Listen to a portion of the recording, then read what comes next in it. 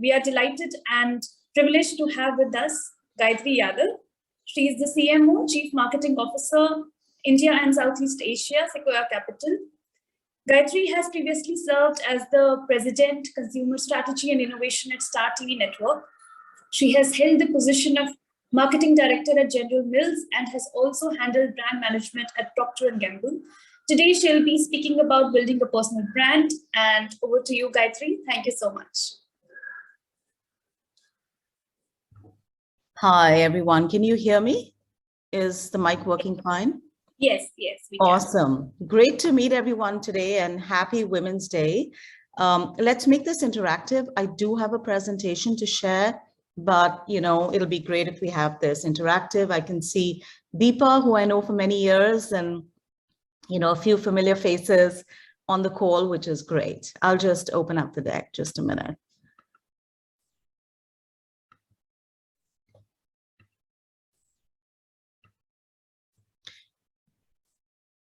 Okay, can you see this okay? Awesome. So let's make this interactive, as I said, and Priya, if you could collate the questions and ask me as they come in. But really, it is that week, and Friday I was in discussion with, with a bunch of people from London, and it was interesting. There was this really interesting woman who asked me. She said, Gayatri, very often she finds herself in situations where she's the only woman in the room, and very often she's the only woman of color in the room. And she said, have you ever been in those situations, and how have you dealt with it?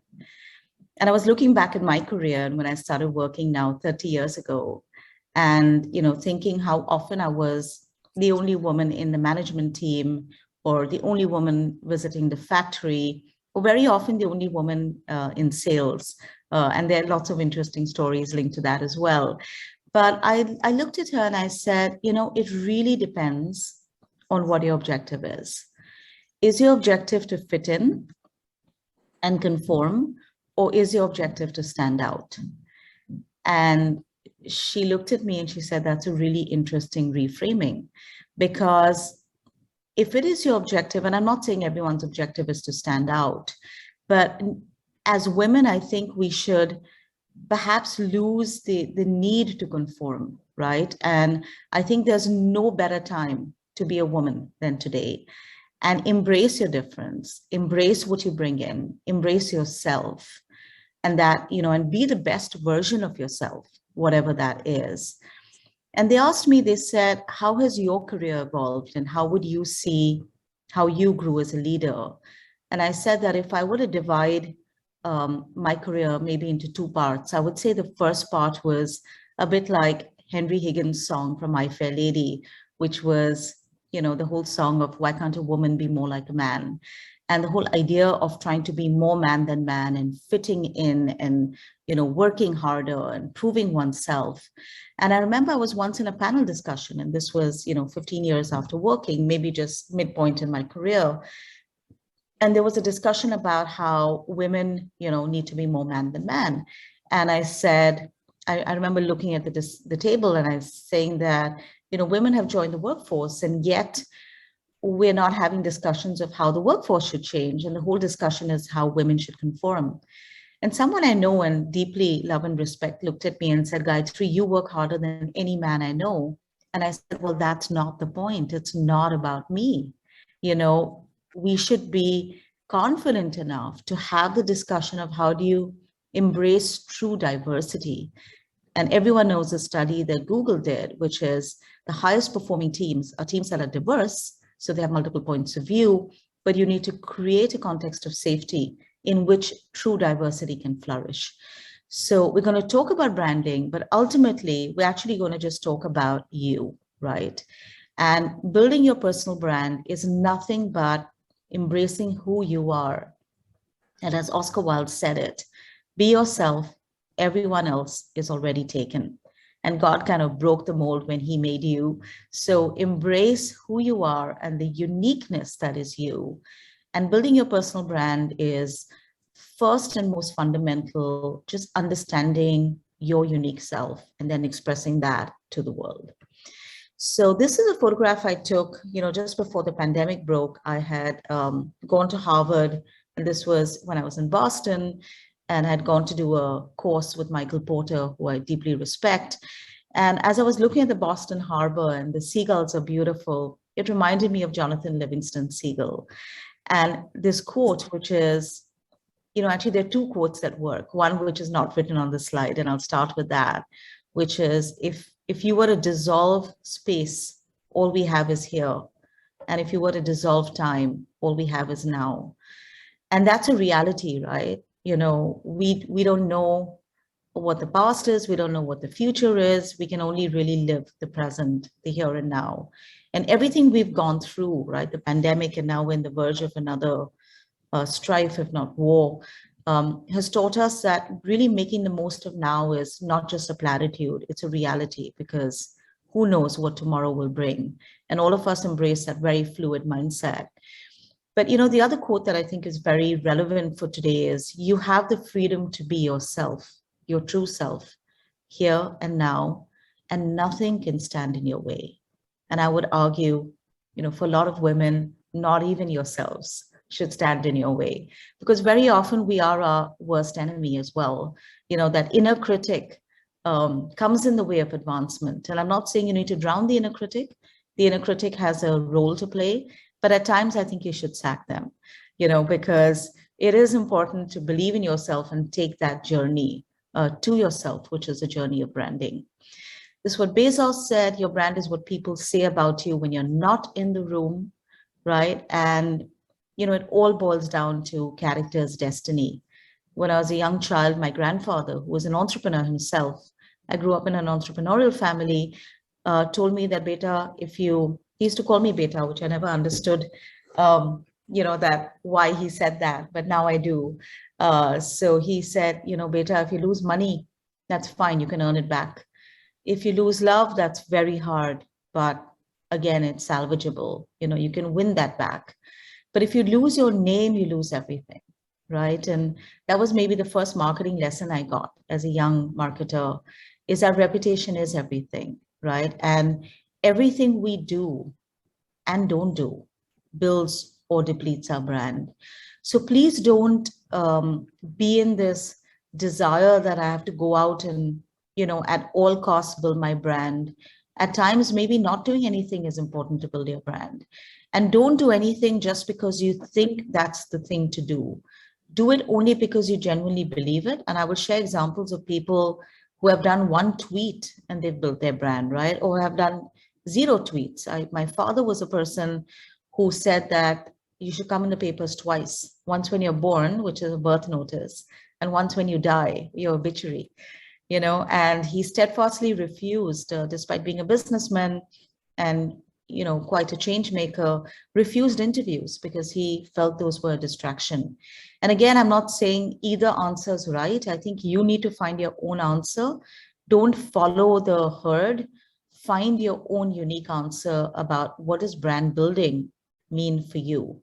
What is very clear is we live in an era where they say companies are trying to become people and people are trying to become brands. So there's an interesting convergence that's happening, and the world of social media has made it possible like never before to get your word out. This is the Saatchi and Saatchi framework created by Kevin Roberts on brand building. And essentially, it looks at brands as a confluence of love and respect. And if you think of brands, it's not very different from people. We can all think of people we love. We can all think of people we respect, leaders. It's very rare to find a person who you both love as well as commands respect. And that is the goal, whether it's Martin Luther King, Mahatma Gandhi. And, it's interesting today, people are talking about the Ukrainian president and what he stands for in terms of situational leadership and heroism is, too early to tell, but certainly his actions are winning both love and respect from across the world. So in the world of marketing, we say low love and low respect as commodities. It's where brands go to die. High love and low respect are fads. It comes from the word fade. These are very ephemeral, like restaurants, sometimes fashion. Trademarks are low love and high respect. 90% of products and goods are trademarks. You may buy it, you would recognize it, you'd even respect it. But will you wake up at 5 o'clock in the morning to buy the latest version of that iPhone? That really is a space for love marks.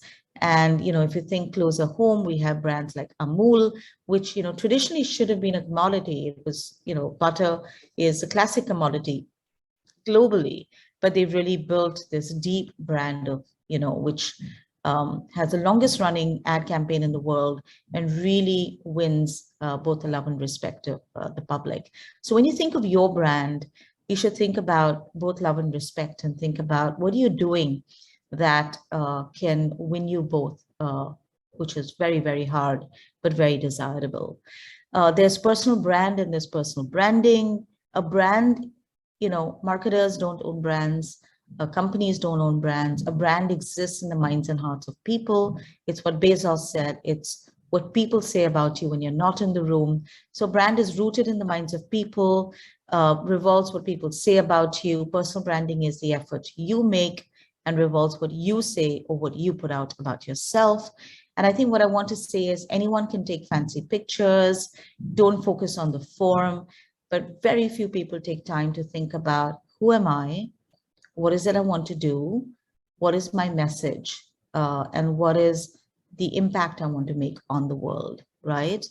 And people, your audience will build brands like birds build nests from scraps and straws they chance upon. So very often, we're guilty of that all the time, right? You may see something on Instagram, someone is doing yoga with someone and are they together? And, people just project and make all these stories from stuff they chance upon. And therefore, this is sometimes used as an argument for personal branding, is that you got to control the narrative and control what people are seeing or not seeing about you.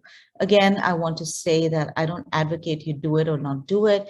What I do advocate is everyone expresses their authentic self, whatever that is, and whichever platform you choose. Very often, a good place to start is to baseline where is your brand today. Good to do a Google search. I find it quite funny that if you do a Google search as a woman, very often I find Gayatri Yadav husband, Gayatri Yadav father, all these male relatives are being searched along with searching for my name. So if you search for a woman's name, you often get people searching for her husband, and for a man, it's often that people are searching for their net worth. So just an interesting example of bias as we talk about break the bias. And I think men also, net worth is not a very desirable thing for people to look for you when they're searching for you, but that's just the way the cookie crumbles. So it's good to start with a Google search.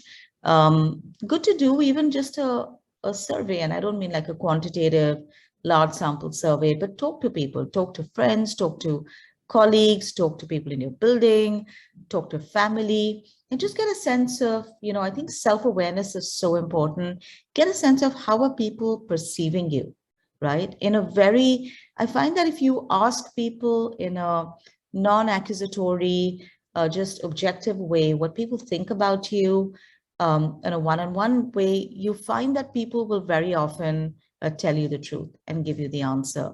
So always have, they've done these studies on power, and it's interesting that the more powerful people become, actually the more divorced from reality they become very often, and they lose connection with the few people who keep them real. So always have that circle of people you can go to and get a sense check of how are you coming across and how are you being perceived. Talk to people who know you well, and remember that every single thing you do makes a difference. I've often recount this story, but when I joined Star, this was in 2010, I had my first job was actually a P&G, and the Star house office was literally down the road from the old Tysicon house office, which is where P&G started. And when I walked into Star on my first day, the security guard came up to me and said, Gayatri, madam, it's so nice to meet you. And I was like gobsmacked. I said, is this HR's new induction ritual that, even the security guard knows my name? And he said, no, madam, I remember you used to come to P&G, and this was, in 1992, and you said good morning and good evening every day. And I was so surprised that it was such a small thing and really not worthy of any remembrance. But so many years later, close to 20 years later, he remembered it and welcomed me on my first day. So your actions will follow you, no matter how small or big. Life does have the circle of karma, and everything comes back. And it's important to know that when you're building your brand and your reputation, it's not something you only do on Twitter. It's something, you literally do every day. And all of us are guilty of it at times, right? That you lose your cool, you may say things. Very important to, even as you're making transitions, as you later will in your corporate life, very important to manage those transitions well. We live in a day and age where a lot of people take interviews and don't turn up. And I always think about that, thinking how unstrategic of them, because, they're not even seeing the damage this does to their brand in the long term. So I'm going to talk about 3 parts of brand. The first is defining your brand. And as I spoke earlier, it's not about fitting in, but it is about standing out. And it is about finding the most authentic expression of who you are. And this is something I think all of us, at times, in this desire to fit in, we often lose what makes us individual, and what makes us stand out, and what is the most authentic expression of ourselves. And the place we're different is often the source where you can add the most value. I remember when I went to IIM Calcutta in 1990, I was, was 95% IIT students, from IIT Bombay, Delhi, from all over, the country. And there were very few liberal arts students. And I think there were 2 literature students, and I was one of them. Funny stories about how when I joined IIM Calcutta, I had no idea what calculus was. So I remember going to an IIT JEE topper and saying, in dy by dx, why don't the d's cancel out? Because I had no idea what it meant. It was like a foreign language. But I soon realized that I could never be more IITian than IITian, having studied Shakespeare. And therefore, I would leverage what made me unique and different. And I would leverage my capacity to imagine, to communicate, to comprehend, to ideate, to strategize. And while I struggled with the quantitative subjects in the first year, I did really well in the second year in marketing. And, life evens out and balances out. And again, it's important to understand what is your source of value and where are you actually most different versus everyone trying to be like everyone else. That really doesn't work in the world of branding, which is all about differentiation. This is Simon Sinek's Why, How, What model. I've just adapted it a bit for personal branding. It is the second most watched TED Talk of all time. It's called Start With Why. I would urge you to watch it if you haven't. I recently went to Uttarakhand, was working from there remotely for a couple of weeks. And I actually spent some time redoing my why, how, and what. So it is something that we often look at these frameworks and think that it's only for business, but these are important frameworks to use for our personal life as well. The why is not about making money. That's a result. Your why is, what is your purpose? What's your cause? What's your belief? How do you express your purpose and what makes you special and sets you apart? And what is it that you exactly do, which could be academia, it could be entrepreneurship, it could be business, it could be social work. That's the what. But the why is very important. And it's really important, if you look at the theory of communication, is you cannot move people through rational argument. You need to appeal to the limbic brain, to the emotional brain. And that really is getting into the arena of why. This is someone's, I just took it off the net, Anna Lundberg's personal brand framework. And it's interesting how she's integrated a why, how, what. Her purpose is finding and living her definition of success and helping others do the same. So her why is a very interesting why, which is helping others be successful. She's got her values. Understanding your strengths is very important. Again, understand what makes you different versus trying to be like everyone else. Credibility is coming more to the what, and her tangible brand elements are more about the work she does. So I think, again, it's interesting to begin to develop your own why, how, and what framework, and then figure, so personal branding isn't just starting with, oh, what Twitter account should I run? And how many thousands of followers should I gun for in LinkedIn? Those are channels, they're important, but it really is about doing the strategic work up front. Just some examples of great personal brands. Look at Oprah Winfrey. It's interesting. She had a very traumatic childhood, right? And a very traumatic life. But versus, and I find very often sometimes, especially in India, there's this whole desire to hide, your trauma and try and project this almost perfect persona. But very often in the West, it's almost the opposite, and I think Oprah's really got the right balance, which is she shared her own vulnerability to help other people come up and share theirs, right? And it's a point of connection. And the learning here is your brand is based on what you share, not just on what you know. Look at Sara Blakely. She is a very successful woman entrepreneur. When they recently went public, she did these amazing things about giving amazing gifts to employees. So have a clear why, know and live your purpose, and have fun while doing so. And really about helping women feel great about themselves and their potential. Elon Musk, right? I mean, look at how many brands and businesses he's been involved in. But if I look at his why, it's all about fast forwarding the future, right? Whether it's about sustainable energy, multi-planetary humanity, or the AI benefits, it's all about trying to maximize the probability of the tomorrow being better than today. Naval has a huge following on Twitter. He has over 1 million followers. He's a massive brand. And he talks about, you don't want to compete, you want to be in a market of one. So he talks about the aspect of really, standing for something, figuring out what are your signature strengths, therefore what he calls your specific knowledge, and what leverage can that knowledge give you. He also talks about investing versus working a day job, because he said you need to do something that earns money while you sleep.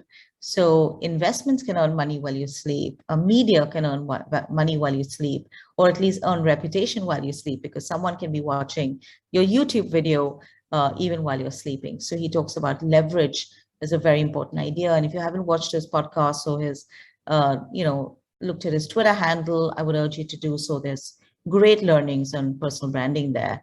Marie Kondo, I mean, who would have thought that someone can convert a passion of cleaning up, into like a multi-million-dollar business, discard everything that does not spark joy. Goes back to the old Indian concept of Vastu, right? Which is everything is energy, and clutter can actually drain energy. Rishma Sojani, just interesting person in terms of multiple identities. She's a lawyer, she's a politician, she's an activist, and she runs an NGO called Girls Who Code.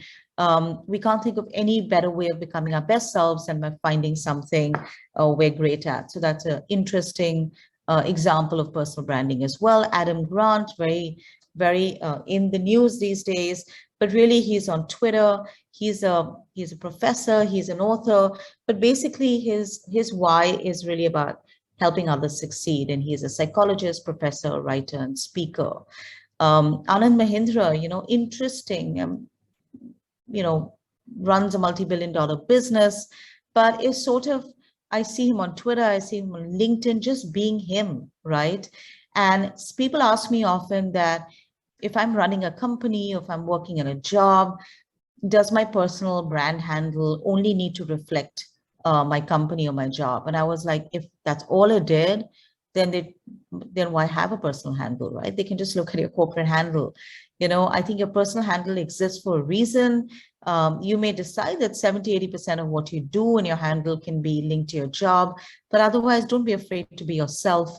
And, Anand Mahindra always has this very Indian, very positive, very inspiring take on the world, which is interesting to see in everything he shares. But again, I'm going to say it again, it's not for everyone. You may decide that you don't want to do this. You just want to focus on building your business, and that is fine as well. These are tips for people who choose to express on platforms, but the larger point I'm making is whether you use Twitter or LinkedIn or not, you are a personal brand, and it's important for you to think about your life purpose and how you want to live it and express it. Once you're clear about that, find ways to add value. It's an interesting example of a freelance writer who's now a millionaire by teaching how to set up a freelance business. You have founders who are often out there talking about things that go beyond their domain expertise, but more about helping others.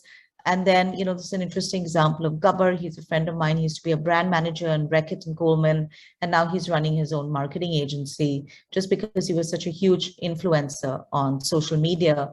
And, you know, he realized that if he can build a brand, he might as well build an agency and do it himself. Another interesting example of someone who just shares a word a day, and she has over 1 million followers. So specific value that's being shared as you express your brand.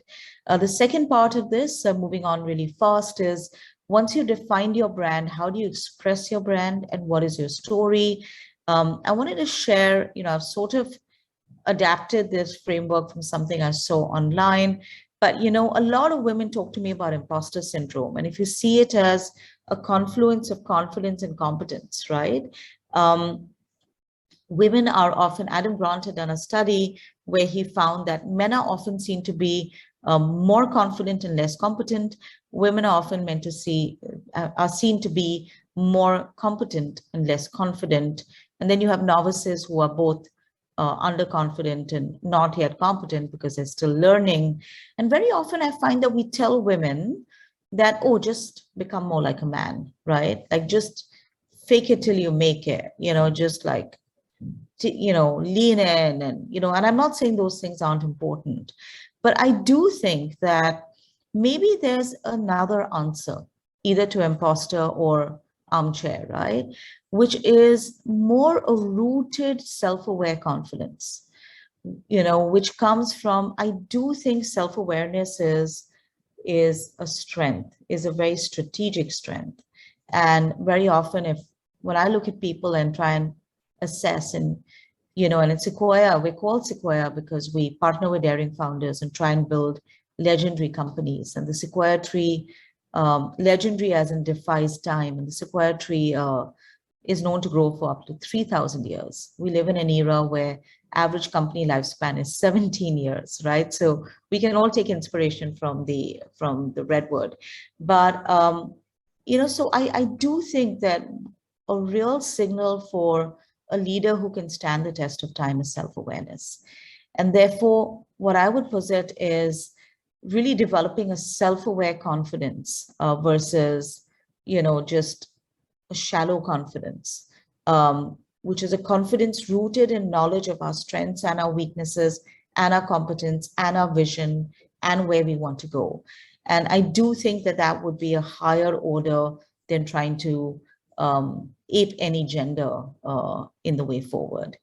And, you know, now I'm going to go really fast through these tips. This is more sort of just the tips on personal brand building. I can see we have about 15 minutes left, and I know you all have been at this since the morning. So I want to give you some time back so you can go and have lunch. But important to know your audience. Don't try and appease and please everyone.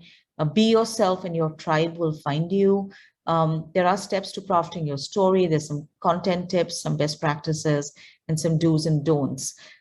Think about a few words you want people to associate with your brand. Think about the platforms. Don't try and crack every platform. You know, try and find one platform that you will crush and then one platform that you can use differently. Be honest with yourself on time. You know, these things do take time. Some people I know just almost pre-create their social tweets and just keep them on draft mode and just release them through the week. That's a hack, but others just do it more spontaneously. But like anything, this takes time and discipline. Be original, you know, be yourself, and don't try and like overthink it. If it's working well, you don't need to, you know, what ain't broke doesn't need to be fixed, right? So be sort of practical in how you do this. You know, Twitter retweets on posts, more Twitter retweets on posts with images. There is an optimal number of characters. Images work well. I think we all know that. Use your online power strategically and wisely. Also remember that everything lives forever on the internet. You may think you've deleted a tweet, but someone has screenshotted it. Do not tweet when you're drunk, and just don't be foolish is like a 3-word strategy for being on social media. You know, exercise discretion when you need to. This is not your childhood friends WhatsApp group. You can be vulnerable, but don't be foolish, right? Overall, so leverage your online power well. This is an interesting example of Kunal Shah, who's, a massive personal brand. But, I like the way he uses each of the platforms very differently. LinkedIn is very much about just corporate self and cred.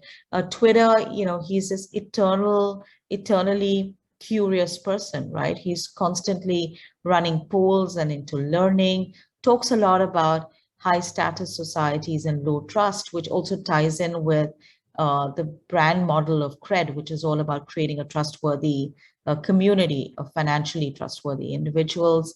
And then on Instagram, he just has fun, right? So you'll never see a serious post from him on Insta. So really leveraging different platforms for what it's worth.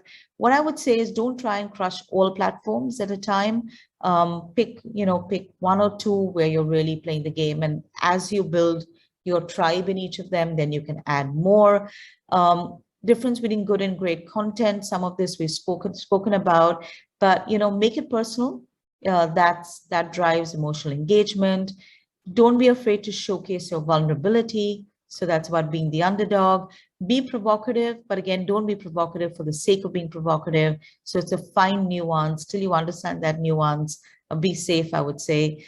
Be visual, that always helps. And don't kill people with too many tweets and too much content. Leave them wanting more, right? Scarcity is a big principle of marketing. So that's important. What people usually get wrong, this is again something I say to a lot of women, don't let perfection be the enemy of progress. Done is better than perfect. Don't be afraid to experiment, right? You'll learn and you'll find your voice, and be consistent about themes, especially when you're beginning. If you see Anand Mahindra, he's just positive, inspiring, right? He doesn't have any specific themes, but when you're starting out, try and pick a few areas where you think you can add value. And if I look at maybe some of the themes I talk about, I talk a lot about gender or marketing, or, and I'm sort of a different person in my personal WhatsApp chat groups where I may express a lot more of my political bias, but I don't, on public platforms. And that's just a choice I've made of what I would like to talk about publicly and what's reserved for more private groups. This is just stuff of what works. Again, more visual, link, tag, interactive content, polls, but again, consistent with your themes. If nothing else, be a connector. We've just been through COVID where just the power of connecting and helping is just so important, right? Offer value and provide unique context. The other day I saw a LinkedIn post from a friend of mine, Karishma, and she's a mom and she's an entrepreneur. And she talked about how these kids in school buses today talk about whose mommy works hardest, right? And, which is so cool. Like, who would have ever thought that would happen even 5 years back? And that one post got, I think, close to 1,000 likes and comments, huge level of engagement.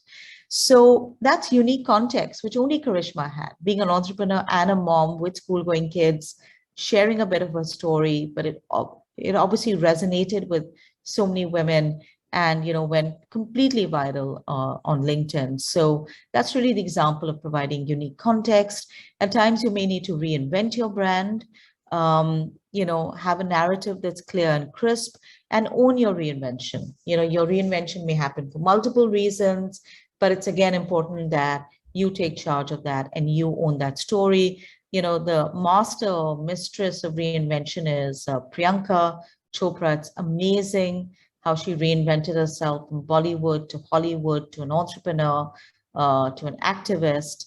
And it's interesting, I was watching one of her interviews where they asked her whether she was willing, excited to play the role of the next Bond girl. And she said, I'm not interested in playing the Bond girl. I want to play Bond. So, there's no limit to that ambition, and, very fascinating, interesting, inspiring reinvention.